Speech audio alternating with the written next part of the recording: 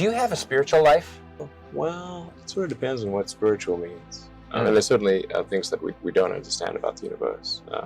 But I'm less convinced that there's, say, some super consciousness watching over our every movement and kind of evaluating it against some criteria and deciding whether we're going to go to one place or another when we die. I think that's unlikely. Right. Rain continued to interview Musk on what he worships. From Elon Musk's response, it was clear that he was an agnostic, but not an atheist, as most people would think. As an agnostic, Musk neither believes nor disbelieves in God, since the existence of God cannot be proved. The discoveries of modern science in, say, quantum physics or in neuroscience, there are certain what are called hard problems that seem to kind of bother these particular enterprises. And these hard problems, say in physical science, it comes across as quantum. In neuroscience, it comes across as consciousness. So there are two major phenomena at the heart, not at the periphery, not minor issue, but at the heart of this particular subject that continue to puzzle well-thinking, mature thinkers. They continue to puzzle. Conceptually, they are very difficult to understand or grasp. So there are people struggling. So through the maturity of science, we find certain gray, not gray, but really black holes, which are difficult to explain away in material terms. So what happens? Materialistic scientists, whether it's Daniel Dennett or Richard Dawkins, will simply say, look chaps, we managed to explain so many complicated things to you just using science and empirical evidence. And these features that are discovered as quantum and consciousness will be explained away in days to come. So just keep quiet. Don't keep bothering us. There is some superconsciousness. Where did the superconsciousness come from? So I think the most likely explanation is that complexity evolved from simplicity. That the simple elements over time combined to become more complex and arrived at what we are. The tech genius made it clear in the interview that science and religion cannot coexist. The former economics student from University of Pennsylvania was probably borrowing from Karl Marx, a German economist who said that religion is the opium of the masses. The deeply religious Rain was shocked to learn that Musk doesn't pray. Have a look. Can science and religion coexist? Probably not. And of course, people like me say, no, hang on.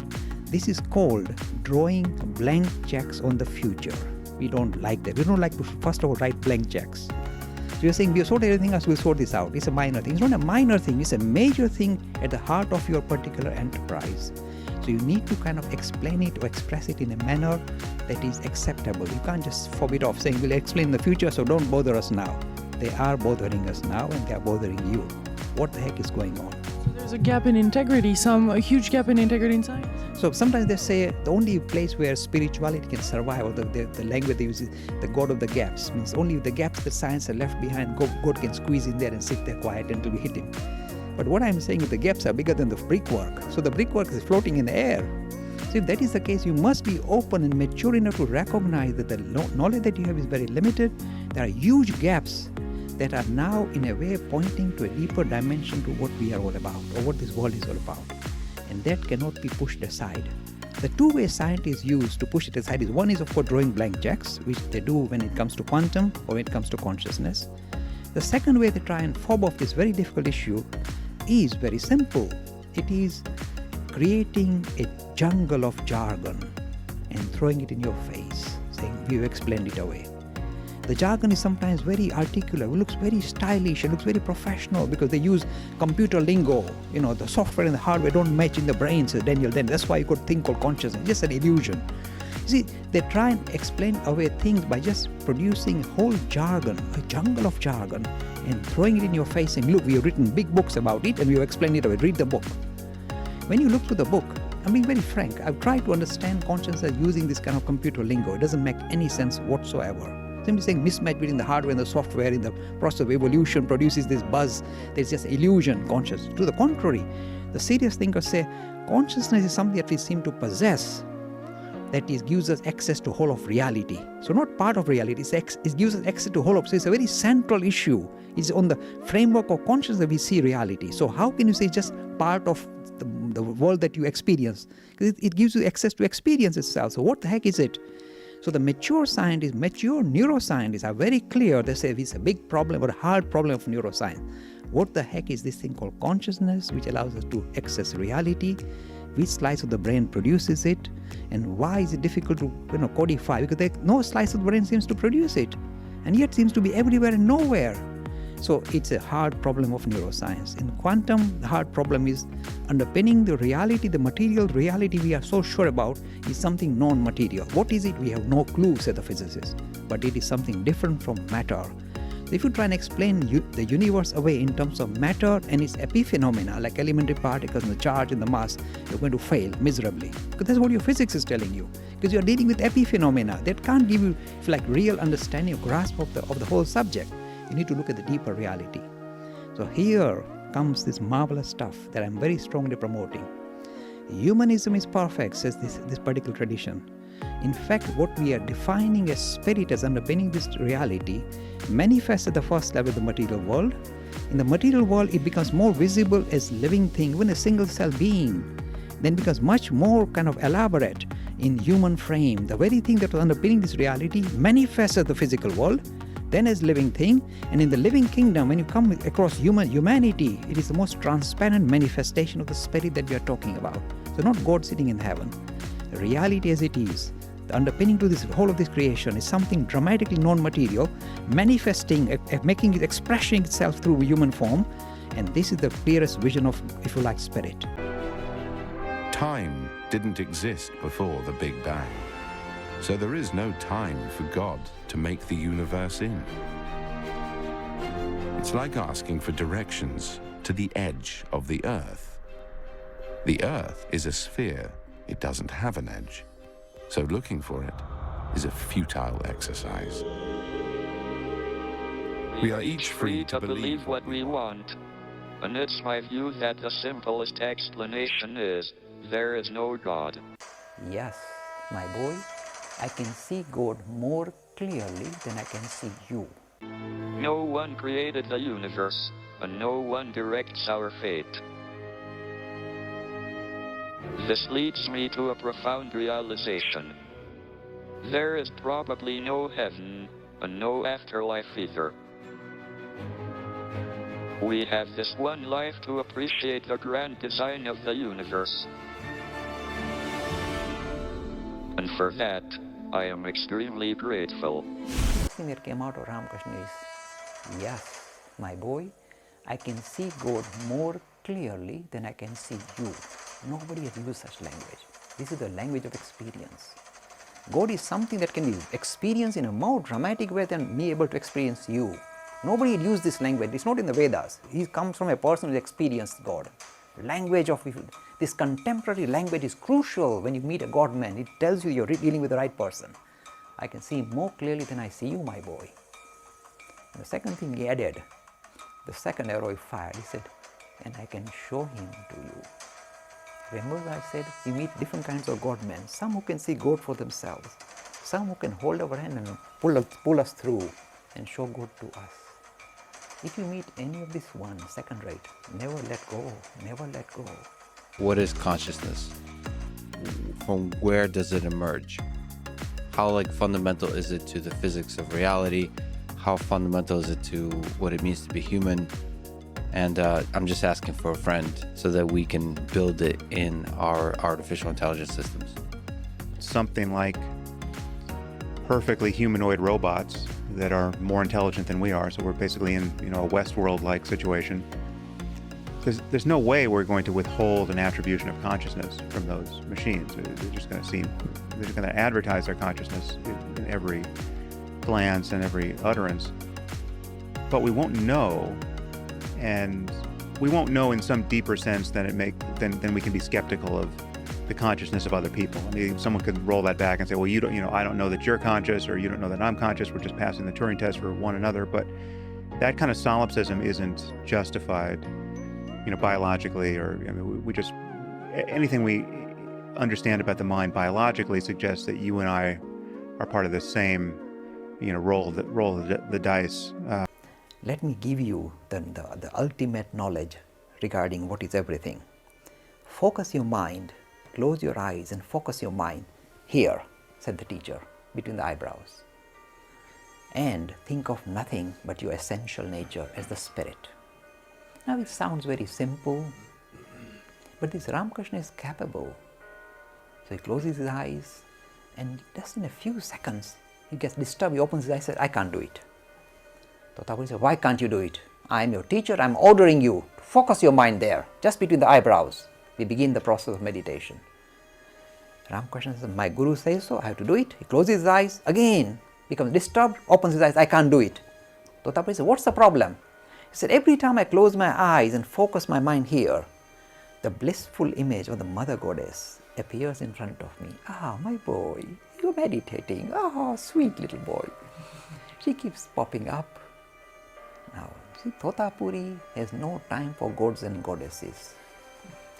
He said, look, take out the sword of Vivek, discrimination. Take the sword out. If the Mother Goddess appears, chop her in half. Chop her in half. The boy who loves the Mother Goddess is now told to chop her in half. You see, we are now moving from the Dvait to the Advait. And that arbitrariness, the linkage, has to be kind of transcended. Ramakrishna says, I will try. Again he is struggling. Now Tothapuri picks up a piece of sharp glass which was on the floor. In India you will find all these glasses all the place, all of them. He picks it up and makes a mark on his forehead. Very harsh, hard. So it starts to bleed, the mark starts to bleed. Tothapuri says, focus there now, my boy. See what happens.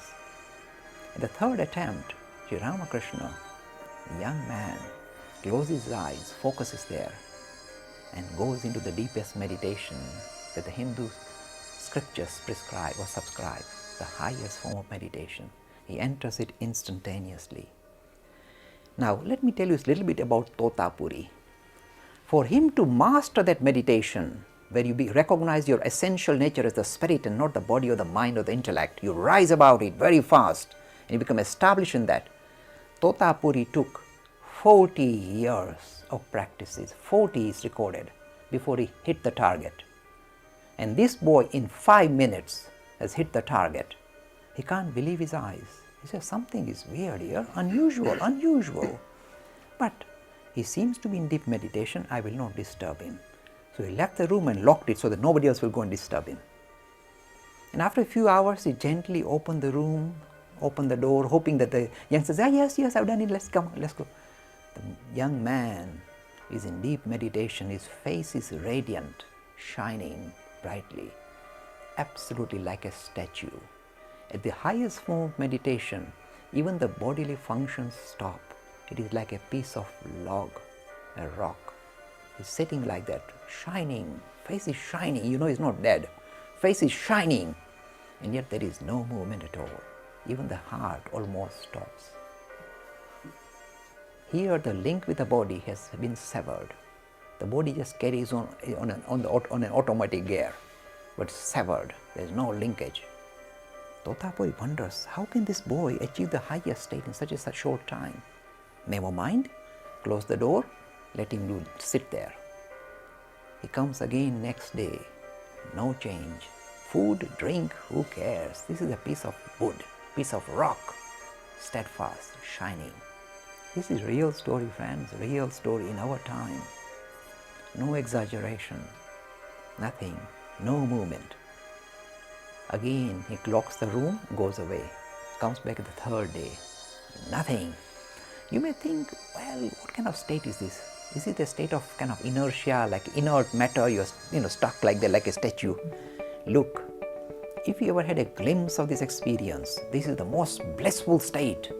You are in your element, the real element, not the make-believe world that you live in. You're given up this shadowy existence and you establish yourself in your true being. This is the most blissful state. Bliss is the only word. You are establishing that. This is the most exciting, interesting, and this is what spirituality is all about, experiential aspect of religion. This young man is established in that, Advait. Highest experience the Hindus talk about. Suppose you are standing in front of a transparent lump of jelly. It's transparent and you're looking into it. Because it's transparent jelly, you see right through it. You have no experience, you can't see, it becomes invisible. if this jelly shuddered, there was a shudder, there are waves set up, and waves acting on waves, interacting, interfering, it becomes visible. Now, it's not that somebody is whacking the jelly to make it shudder. The shudder is within the jelly. It shudders, and this reality comes into being. This is the relation between Brahman and Maya. They are not separate. They are part and parcel. Because we are human, we like to kind of say, here is this substance and this is this attribute, something that covers the substance. No, it is within the substance. It is very much part and parcel of Brahman. It's not a separate entity. They are interrelated. When you see this existence shudders, it is a shudder, the universe comes into being. And without this shudder, you can't even experience anything. Forget about God. They are part and parcel of the same entity, like milk and its whiteness. So this idea of classifying them as separate things, Brahman and Maya, and saying, oh, this is good, this is nuisance. Wrong. They are interconnected. This became visible with Tothapuri. He was given a lesson. They are not separate. And do you know where I smile? When I talk quantum mechanics in universities. I say, this is what quantum mechanics is teaching you. See this universe? It is nothing. This is how they define the universe. Not made of matter. They guarantee you it's not made of matter. What is in front of you? They define the quantum reality. They say it's nothing but existence that is shuddering. Probability of existence. Wow, shudder. Quantum physics. So the greatest, he had already he's starting the work of this quantum stuff because poor chap couldn't add or multiply. Great difficulty. And yet, he presented this marvelous idea. See, I always struggle. If Brahman and Maya are separate, what is the relationship? This bit of arbitrariness. I don't like arbitrariness. If it is already intertwined, then the arbitrariness goes. It is very much the same thing. Once you look at it this way, you call it Brahman. You look at it this way, you call it Maya. It's the same thing. Shuddering existence. This is reality.